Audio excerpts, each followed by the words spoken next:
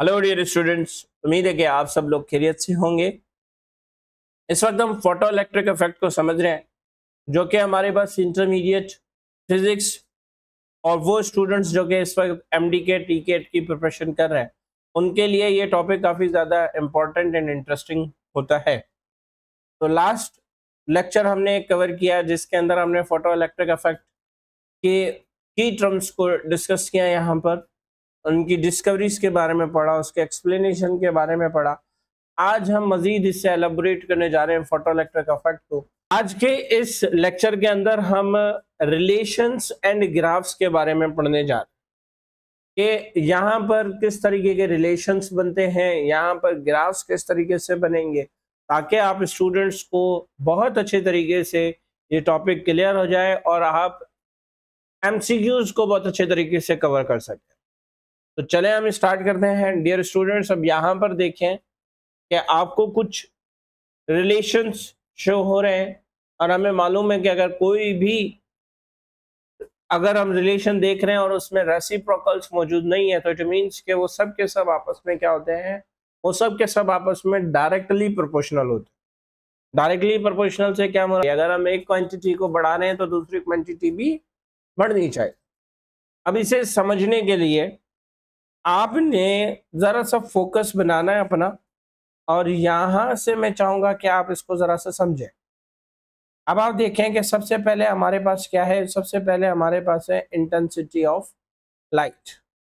अगर मैं इस लाइट की इंटेंसिटी को बढ़ाता हूं तो लाइट की इंटेंसिटी बढ़ने से क्या होगा, लाइट की इंटेंसिटी बढ़ने से नंबर ऑफ फोटॉन्स बढ़ेंगे। Clear dear students, number of photons अगर बढ़ रहे हैं हमारे पास, तो इस प्लेट से ज्यादा इलेक्ट्रॉन्स इमिट आउट होंगे। क्लियर, ज्यादा नंबर ऑफ इलेक्ट्रॉन्स अगर इमिट आउट हो रहे हैं तो हम उसे कह सकते हैं कि नंबर ऑफ फोटो इलेक्ट्रॉन्स भी हमारे पास बढ़ेंगे।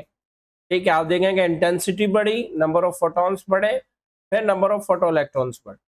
अब नंबर ऑफ फोटो इलेक्ट्रॉन्स जब सर्किट में मूव करेंगे तो वहां पर क्या प्रोड्यूस होगा, वहां पर करंट प्रोड्यूस होगा। तो जितना नंबर ऑफ फोटो इलेक्ट्रॉन्स ज्यादा होंगे उतना हमारे पास फोटो इलेक्ट्रिक करंट भी डियर स्टूडेंट्स ज्यादा हो। तो जैसे देखें कि आपने इंटेंसिटी बढ़ाई, इंटेंसिटी बढ़ने से क्या हुआ कि नंबर ऑफ फोटॉन्स बढ़े, नंबर ऑफ फोटॉन्स बढ़ने से क्या हुआ कि नंबर ऑफ फोटो इलेक्ट्रॉन्स ज्यादा मिले हमें, और नंबर ऑफ फोटो इलेक्ट्रॉन्स ज्यादा है तो वो सर्किट में मूव कर रहे हैं, तो उनकी वजह से जो करंट प्रोड्यूस हो रहा है वो करंट भी हमारे पास क्या हो रहा है, ज्यादा प्रोड्यूस हो रहा है। होप्स कि आपको यहाँ पर ये डायरेक्ट रिलेशंस बहुत अच्छे से समझ में आ गया हो, इन्हें आपने बहुत अच्छे तरीके से याद भी रखना है। फिर एक और रिलेशन आता है जो कि intensity of light and amplitude के बीच में, ये भी देखें कि डायरेक्ट रिलेशन है, लेकिन यहाँ पर एम्पलीट्यूड का स्क्वायर। अब ये थोड़ा सा मैं आपको यहाँ पर आपको समझा देता हूँ। आप देखें डियर स्टूडेंट्स कि हमारे पास एक लाइट रे है जो कि हमें मालूम है कि इलेक्ट्रोमैग्नेटिक होती है और वह ट्रांसवर्स इन नेचर होती है, तो हम इसे कुछ इस तरीके से बना लें। ठीक है, तो हमने देखा कि यहाँ पर इस रेडिएशन के अंदर नंबर ऑफ फोटॉन्स भी होंगे। मैं नंबर ऑफ फोटॉन्स को दूसरी पेन के साथ शो कर देता हूँ ताकि आपको अच्छे तरीके से समझ में। तो डियर स्टूडेंट्स, यहाँ पर आप देखें कि ये हमारे पास नंबर ऑफ फोटॉन्स आ जाते हैं। ठीक है, अब अगर मैं इस वेव का एम्पलीट्यूड बढ़ाता हूं तो आप देखेंगे एम्पलीट्यूड बढ़ने से नंबर ऑफ फोटॉन्स की तादाद भी हमारे पास क्या हो जाएगी, नंबर ऑफ फोटॉन्स की तादाद भी हमारे पास ज्यादा हो जाएगी। और नंबर ऑफ फोटॉन्स की तादाद ज्यादा होने से क्या मुराद कि हमारे पास इंटेंसिटी ऑफ लाइट ज्यादा है। इंटेंसिटी ऑफ लाइट ज्यादा होने से क्या मुराद कि हमारे पास नंबर ऑफ फोटो इलेक्ट्रॉन्स ज्यादा है।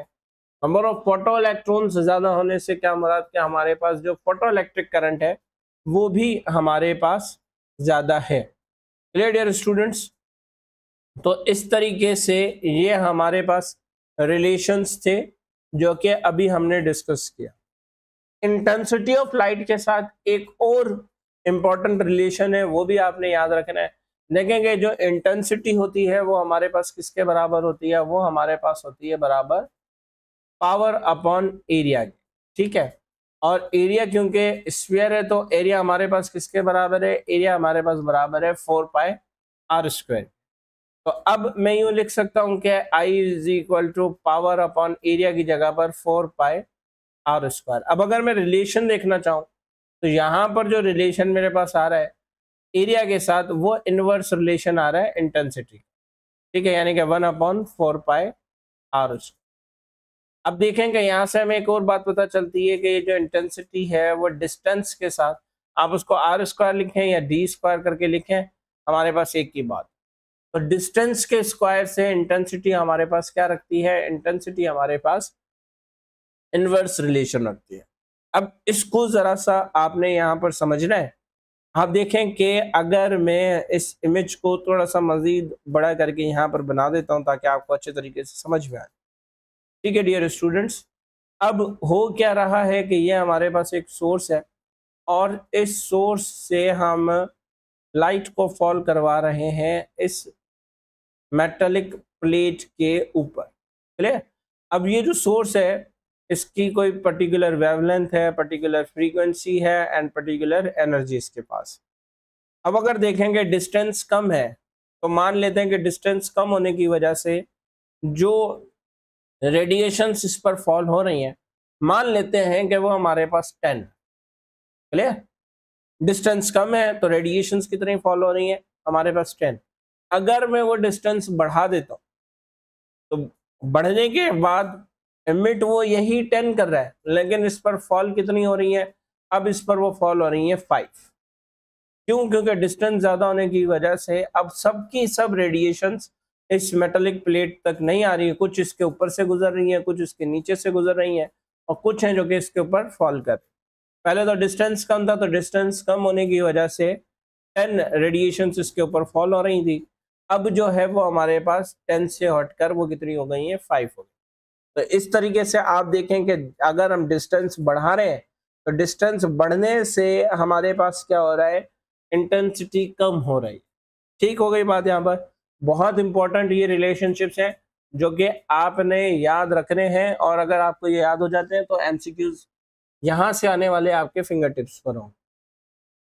और एक बात यहाँ से हमें क्या पता चली कि अगर हमारे पास इंटेंसिटी इनवर्स रिलेशन रख रही है आर स्क्वायर से या डी स्क्वायर से, तो इट मीन्स कि ये जो इंटेंसिटी है वो इनवर्स स्क्वायर लॉ को भी ओबे कर रही है, क्लियर। तो ये भी एमसीक्यूज हमारे पास आ सकता है कि इंटेंसिटी ऑफ लाइट कौन से लॉ को ओबे करती है, तो हम इनवर्स स्क्वायर लॉ पर जा सकते हैं। एक और पॉइंट यहाँ पर हमारे पास आ जाता है कि क्या फ्रीक्वेंसी और एनर्जी इंटेंसिटी पर डिपेंड करती हैं। तो आपने अपने ये माइंड में अच्छे तरीके से बिठा लेना है कि फ्रीक्वेंसी एंड एनर्जी वो इंटेंसिटी से इंडिपेंडेंट, क्लियर। यानी कि फ्रीक्वेंसी और एनर्जी जो है वो इंटेंसिटी पर डिपेंड नहीं करती है। ये भी बहुत इंपॉर्टेंट पॉइंट है, इसे भी याद रखिएगा। अब हम आ जाते हैं ग्राफ के ऊपर।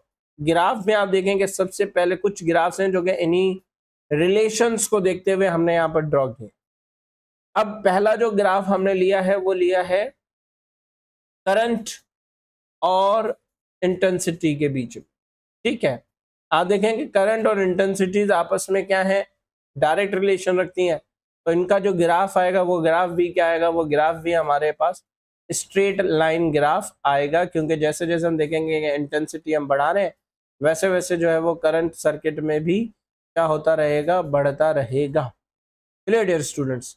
अब एक और ग्राफ आपको शो हो रहा होगा, वो भी हमारे पास करंट, इंटेंसिटी और डिस्टेंस के दरमियान, क्लियर। अब मैंने यहाँ पर करंट और इंटेंसिटी का हम ये सारे ग्राफ्स बना सकते हैं, लेकिन मैं चूंकि आपको सिर्फ इनके कॉन्सेप्ट दे रहा हूँ तो मैंने एक ही ग्राफ में दोनों को मर्ज कर लिया। आप यहाँ पर चाहें तो करंट कंसीडर करें, चाहे तो इंटेंसिटी कंसीडर करें, फिर उसका रिलेशन हम देख रहे हैं डिस्टेंस के साथ, डी के स्क्वायर के साथ।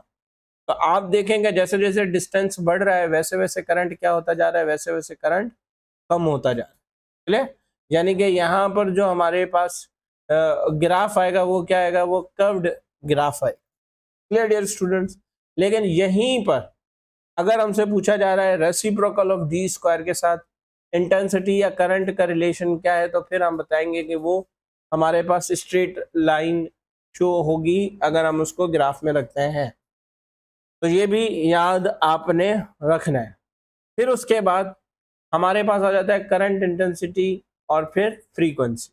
Clear dear students? तो अभी हम पढ़कर आए कि फ्रीक्वेंसी और एनर्जी जो है वो इंडिपेंडेंट होती है इंटेंसिटी से। तो आप देखें कि यहाँ पर फ्रीक्वेंसी और इंटेंसिटी के बीच में अगर हम ये ग्राफ ले रहे हैं तो भी हमारे पास क्या आ जाएगा, एक हॉरिजॉन्टल स्ट्रेट लाइन आ जाएगी जो कि किसको शो कर रही है कि भाई इंटेंसिटी के ऊपर जो है वो फ्रीक्वेंसी या एनर्जी जो है वो डिपेंड नहीं करते हैं। अब आप चाहें तो इन सब के ग्राफ इस तरीके से बना सकते हैं, अदरवाइज अगर यहाँ पर आपको बातें समझ में आ गई हैं तो it's well and good. Clear dear students? इसे बहुत अच्छे तरीके से समझिएगा। फिर हम आ जाते हैं कुछ मजीद ग्राफ्स पर जो कि हमारे बुक के अंदर मौजूद। अब देखें यहाँ पर कि हमारे पास यहाँ पर जो ग्राफ शो हो रहा है वो ग्राफ हमारे पास क्या है, फोटो इलेक्ट्रिक करंट, या आप यूं समझें कि हमारे पास इंटेंसिटी और फिर स्टॉपिंग पोटेंशियल के दरमियान। Clear dear students? तो अब फिर आप देखें यहाँ पर कि हमारे पास इसे अगर मैं कर्व 1 का नाम दे देता हूं और इसे मैं कर्व 2 का नाम दे देता हूं, ठीक है? तो आप देखेंगे यहाँ पर कि हमारे पास यहाँ पर क्या शो हो रहा है कि स्टॉपिंग पोटेंशियल जो है वो हमारे पास क्या है, डिफरेंट है। और स्टॉपिंग पोटेंशियल डिफरेंट होने से क्या मुराद कि यहाँ पर हमारे पास फ्रीक्वेंसी डिफरेंट है। क्लियर? और फिर हमें पता क्या चल रहा है कि जो इंटेंसिटीज हैं वो इंटेंसिटीज हमारे पास क्या है, वो इंटेंसिटीज हमारे पास सेम है। यानी अगर आप देखें कि इसे हम समझना चाहें तो हम क्या लिख सकते हैं कि भाई हमारे पास जो स्टॉपिंग पोटेंशियल है, स्टॉपिंग पोटेंशियल हमारे पास डिफरेंट है। स्टॉपिंग पोटेंशियल के डिफरेंट होने से क्या मुराद कि स्टॉपिंग पोटेंशियल हमारे पास डिफरेंट है, तो इट मीन्स व्हाट के हमारे पास जो फ्रीक्वेंसी है वो फ्रीक्वेंसी भी क्या है, वो फ्रीक्वेंसी भी हमारे पास डिफरेंट है। अगर फ्रीक्वेंसी डिफरेंट है तो इससे क्या मुराद, इससे मुराद ये है कि जो ये हमने यहाँ पर फ्रीक्वेंसीज इस्तेमाल की हैं उनके कलर डिफरेंट है। यानी कि ये कलर जो है वो सेम कलर नहीं है, हमने अलग अलग कलर थी जो है वो लाइट्स को उस मेटेलिक सरफेस के ऊपर फॉल किया है, जिससे क्या हो रहा है कि उनकी फ्रीक्वेंसीज डिफरेंट आ रही हैं, उनकी एनर्जी डिफरेंट आएगी। फ्रीक्वेंसी और एनर्जी डिफरेंट है तो उनका स्टॉपिंग पोटेंशियल भी डिफरेंट हो जाएगा, जिसकी वजह से हमें जो इंटेंसिटी मिलेगी वो इंटेंसिटी क्या मिलेगी, वो इंटेंसिटी हमें सेम मिलेगी। और इंटेंसिटी सेम से मुराद हमारे पास क्या, यहाँ पर हम लिख भी देते हैं, अगर इंटेंसिटी हमारे पास सेम है तो इट मीन्स व्हाट के नंबर ऑफ फोटॉन्स जो एमिट हो रहे हैं वो भी क्या है, वो भी हमारे पास सेम होंगे। Clear dear students? यहाँ पर आपने ये बात याद रखनी है। अगर हम इनके रिलेशंस देखें तो रिलेशंस में हमारे पास क्या हो सकता है कि भाई जो V02 है वो ग्रेटर देन है V01 के, यानी कि स्टॉपिंग पोटेंशियल को हम V0 से लिखना है। अब V02 जो है वो ग्रेटर है V01 से, जिसकी वजह से हम ये भी बता सकते हैं कि फ्रीक्वेंसी जो है वो भी 2 की ग्रेटर है फ्रीक्वेंसी 1 से। फिर अगर ये रिलेशन आ रहे हैं तो इट मीन्स के एनर्जी भी 2 की ज्यादा है एज कंपेयर टू 1। लेकिन अगर हम यहाँ पर वेवलेंथ की बात करें तो वेवलेंथ जो है वो 1 की ज्यादा है एज कंपेयर टू 2, क्योंकि फिर हमें यहाँ पर मालूम है कि हम पीछे पढ़कर आते हैं कि वेवलेंथ एंड फ्रीक्वेंसी के बीच में भी क्या होता है, इनवर्स रिलेशन होता है। होप सो कि यहाँ तक ये ग्राफ बहुत अच्छे तरीके से आपको समझ में आ गया होगा। अब फिर हम मजीद नेक्स्ट ग्राफ की तरफ चलते हैं। अब इस ग्राफ के अंदर देखें कि हमारे पास जो इंटेंसिटीज हैं, डियर स्टूडेंट्स, ये इंटेंसिटीज हमारे पास क्या आ रही हैं, डिफरेंट आ रही हैं। जबकि हम जो स्टॉपिंग पोटेंशियल देख रहे हैं वो स्टॉपिंग पोटेंशियल हमारे पास क्या है, स्टॉपिंग पोटेंशियल हमारे पास सेम है। अगर स्टॉपिंग पोटेंशियल हमारे पास सेम है तो इट मीन्स के फ्रीक्वेंसी और एनर्जी भी हमारे पास क्या है, सेम है। और एनर्जी और फ्रीक्वेंसी का सेम होना इट मीन्स के हमारे पास जो कलर है वो कलर भी क्या है, वो कलर भी हमारे पास सेम है। अब कलर सेम है, फ्रीक्वेंसी और एनर्जी सेम है, स्टॉपिंग पोटेंशियल सेम है, तो फिर हमें डिफरेंट कहाँ पर मिलेगा, फिर हमें डिफरेंट जो है वो इंटेंसिटीज में मिलेगा। ये इंटेंसिटीज हमारे पास क्या हो जाएंगी, ये इंटेंसिटीज हमारे पास डिफरेंट हो जाएंगी, यानी कि जो नंबर ऑफ फोटॉन्स होंगे वो हमें क्या मिलेंगे, जो नंबर ऑफ फोटॉन्स हमें मिलेंगे वो हमें डिफरेंट मिलेंगे। Clear dear students? Hope so के यहाँ तक आपको बहुत अच्छे तरीके से ग्राफ समझ में आ गए होंगे। एक और ग्राफ भी यहाँ पर हम डिस्कस कर लेते हैं, that is very much important, इसको भी देख लीजिएगा। अब ये जो ग्राफ हमारे पास है वो किसके दरमियान है, वो है kinetic energy, maximum kinetic energy और फ्रीक्वेंसी। अब इसे भी समझने के लिए आपने क्या करना है कि आपने यहाँ से लेना है। अब देखें कि हमारे पास मैक्सिमम काइनेटिक एनर्जी है एक पर्टिकुलर फ्रीक्वेंसी पर। अब जैसे जैसे हम फ्रीक्वेंसी हमारे पास कम होती जा रही है वैसे वैसे मैक्सिमम काइनेटिक एनर्जी भी क्या हो रही है, कम हो रही है। अब एक पॉइंट ऐसा आया है जहां पर हमने देखा है कि फ्रीक्वेंसी अभी भी कुछ ना कुछ मौजूद है, लेकिन जो मैक्सिमम काइनेटिक एनर्जी है वो क्या हो चुकी है, वो जीरो हो चुकी है। Clear dear students? तो यहाँ पर हमें क्या पता चल रहा है कि फ्रीक्वेंसी तो अभी भी कुछ ना कुछ मौजूद है, लेकिन मैक्सिमम काइनेटिक एनर्जी क्या हो चुकी है, जीरो हो चुकी है। तो ये जो फ्रीक्वेंसी है, इस फ्रीक्वेंसी को हम कहते हैं, इस फ्रीक्वेंसी को हम कहते हैं थ्रेशोल्ड फ्रीक्वेंसी, हम इसे कहते हैं। अब थ्रेशोल्ड फ्रीक्वेंसी की अगर हम यहाँ पर डेफिनेशन भी लिखना चाहें तो आप यहाँ पर डेफिनेशन भी लिख सकते हैं, और वो डेफिनेशन हमारे पास क्या है कि भाई जो डेफिनेशन आएगी वो आएगी कि द मिनिमम फ्रीक्वेंसी, ठीक है, the minimum frequency of electromagnetic radiations needed to eject electron from metal surface। ठीक है, ये इसकी डेफिनेशन आएगी, आप चाहें तो इसको लिख भी लीजिएगा। मेटल सरफेस से जो मिनिमम एनर्जी रिक्वायर होती है उस मेटल सरफेस से इलेक्ट्रॉन्स को इजेक्ट आउट करने के लिए उसे हम क्या कहते हैं, उसे हम थ्रेशोल्ड फ्रीक्वेंसी कहते हैं। अब यहाँ पर आप देखें डियर स्टूडेंट्स कि काइनेटिक एनर्जी, जो मैक्सिमम काइनेटिक एनर्जी है वो तो जीरो हो चुकी है, ठीक है, लेकिन ये जो फ्रीक्वेंसी है इस फ्रीक्वेंसी ने क्या किया है कि मेटल के ऊपर जो इलेक्ट्रॉन्स मौजूद हैं उन्हें इजेक्ट आउट करवा दिया। Clear dear students? Eject out करवा दिया है, लेकिन उन इलेक्ट्रॉन्स के पास इतनी एनर्जी मौजूद नहीं है कि वो मूव कर सके। तो आपको याद होगा कि पिछले लेक्चर के अंदर जब हमने पढ़ा कि इलेक्ट्रॉन को इजेक्ट होने के लिए जो एनर्जी रिक्वायर होती है उसे हम वर्क फंक्शन कहते हैं। Clear dear students? तो अब यहाँ पर देखें कि ये जो एक्स इंटरसेप्ट है, ये एक्स इंटरसेप्ट हमारे पास किसके बराबर आ जाएगा, ये हमारे पास आ जाएगा थ्रेशोल्ड फ्रीक्वेंसी के बराबर। लेकिन ये जो वाई इंटरसेप्ट है जिस पर हमारे पास फ्रीक्वेंसी तो मौजूद है लेकिन जो मैक्सिमम काइनेटिक एनर्जी है वो क्या है, वो जीरो है। इट मीन्स के मेटल सरफेस के पास एनर्जी तो मौजूद है।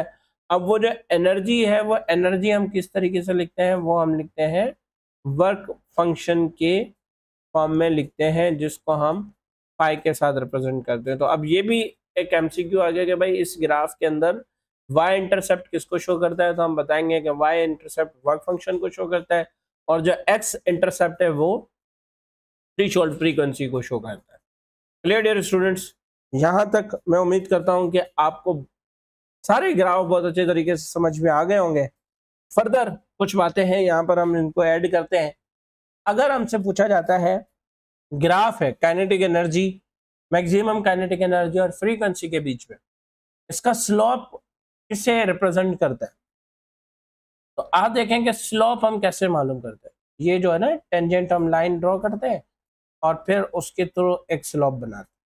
ये स्लोप किसके बराबर? आप देखेंगे स्लोप हम कैसे मालूम करते हैं। अब आप देखेंगे स्लोप हमारे पास किसके बराबर होता है, वो बराबर होता है टेंजेंट थीटा। टेंजेंट थीटा हमारे पास किसके बराबर, delta Y upon delta X के। अब यहाँ पर देखेंगे वाई की जगह पर क्या है, वाई की जगह पर है काइनेटिक एनर्जी मैक्सिमम, और एक्स की जगह पर हमारे पास क्या है, एक्स की जगह पर हमारे पास है फ्रीक्वेंसी। Clear dear students? अब अगर मैं चाहूँ तो काइनेटिक एनर्जी को एनर्जी करके लिख सकता हूँ और यहाँ पर एफ आ जाए। क्लियर? अब डियर स्टूडेंट्स यहाँ पर जरा सा आप तवज्जो करें कि हम जब एनर्जी को पढ़ते हैं तो वो हमारे पास किसके बराबर होती है, एच एफ के बराबर। ये एक इक्वेशन हम पीछे अपने चैप्टर्स के अंदर पढ़ते हैं। अब आप देखेंगे फ्रीक्वेंसी यहाँ पर मल्टीप्लाई कर रहे हैं, इज इक्वल टू के उस तरफ जाकर किस क्या करेगी, डिवाइड करेगी, तो H is equal to E upon F हो जाएगा। यस और नो? Definitely yes. तो अब आप देखेंगे ये जो ई अपॉन एफ है, ये पूरा का पूरा हमारे पास किसके बराबर आ जाता है, ये पूरा का पूरा हमारे पास बराबर होता है एच के।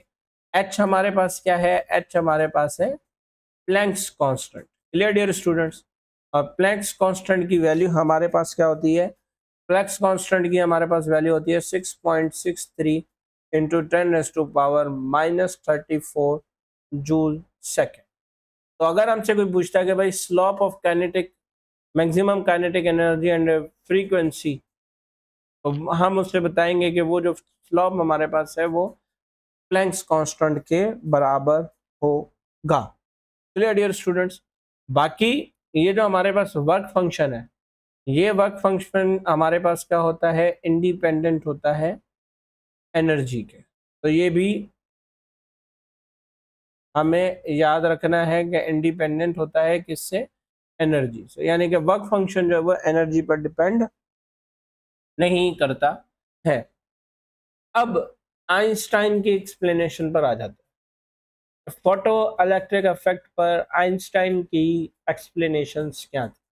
आइंस्टाइन ने फोटो इलेक्ट्रिक इफेक्ट को एक्सप्लेन किया था यूजिंग क्वांटम थ्योरी, जिसके थ्रू क्या था कि light is made up of particles called photons.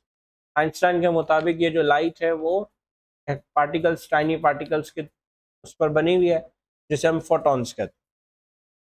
Her photon energy carry करता है, जो एनर्जी हमारे पास किसके बराबर होती है, is equal to H F के बराबर। अब यहाँ पर एच जो है वो हमारे पास क्या है, प्लैंक्स कांस्टेंट है, और एफ हमारे पास क्या है, frequency of light.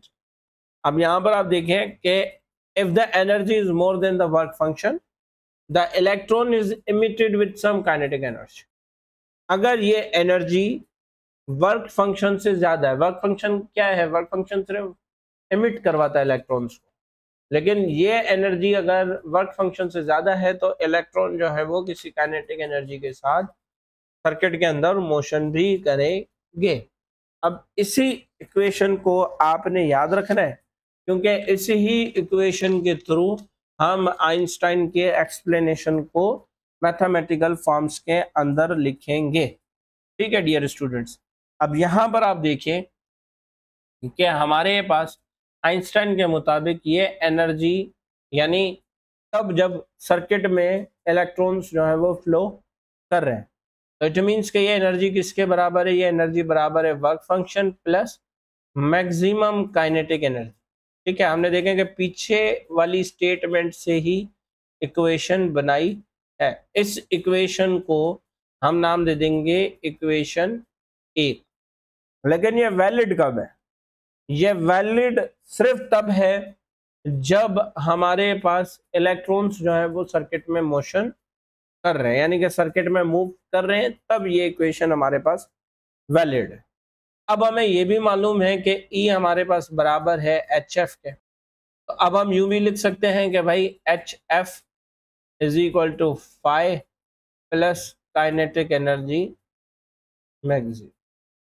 Clear dear students?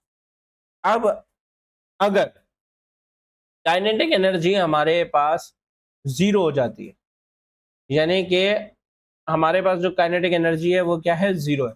और हमें मालूम है कि मैक्सिमम काइनेटिक एनर्जी कब जीरो होती है, जब हम पोलरिटीज को चेंज करते हैं, जब स्टॉपिंग पोटेंशियल बढ़ता है। क्लियर? तो काइनेटिक एनर्जी, हमारा मैक्सिमम काइनेटिक एनर्जी क्या हो जाती है, जीरो हो जाती है।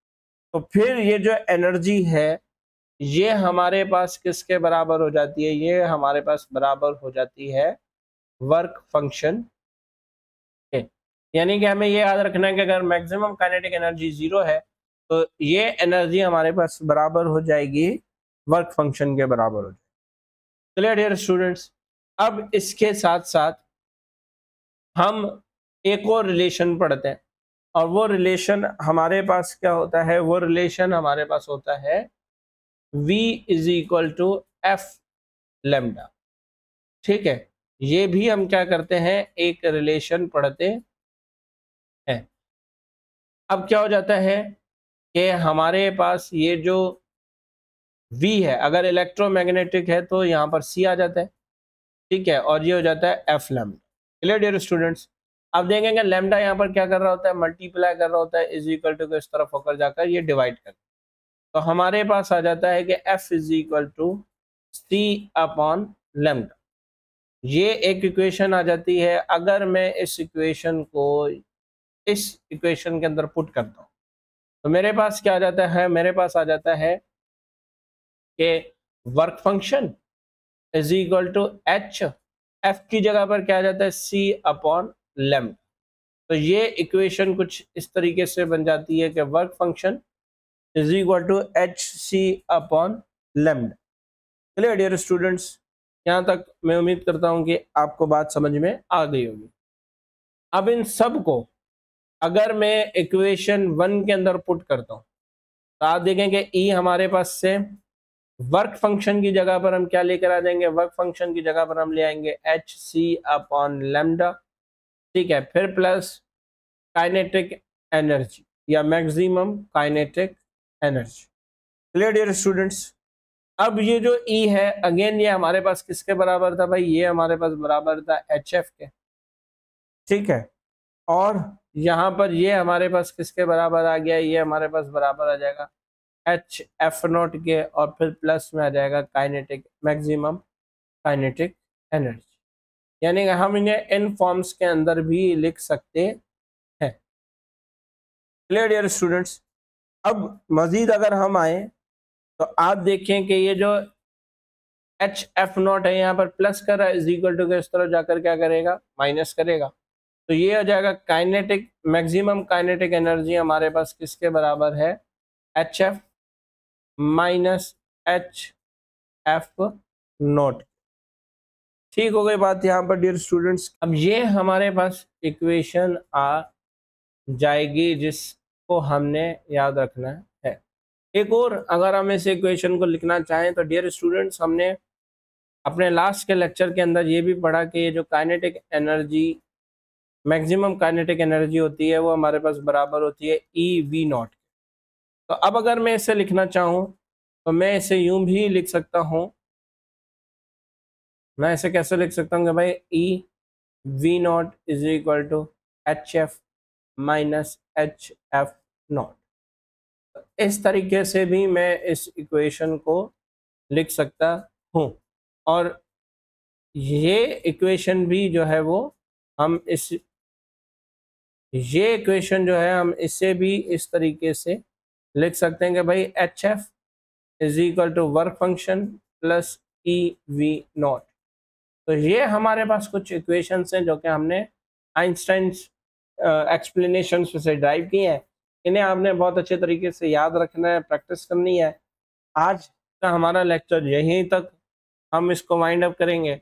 नेक्स्ट लेक्चर जो हमारा होगा वो हम इन 2 लेक्चर्स को मिलाकर इनके एमसीक्यूज करेंगे, ताकि हमें ये सब कुछ पता लग जाए ये जो इक्वेशंस वगैरह हमने ड्राइव की हैं या ये जो इक्वेशंस हमने की हैं वो कहाँ पर किस तरीके से हमें हेल्प आउट करती हैं कि हम एमसीक्यूज को सॉल्व कर सकें। तो डियर स्टूडेंट्स, मैं उम्मीद करता हूँ कि यहाँ तक आपको फोटोइलेक्ट्रिक इफेक्ट बहुत अच्छे तरीके से समझ में आ गया होगा।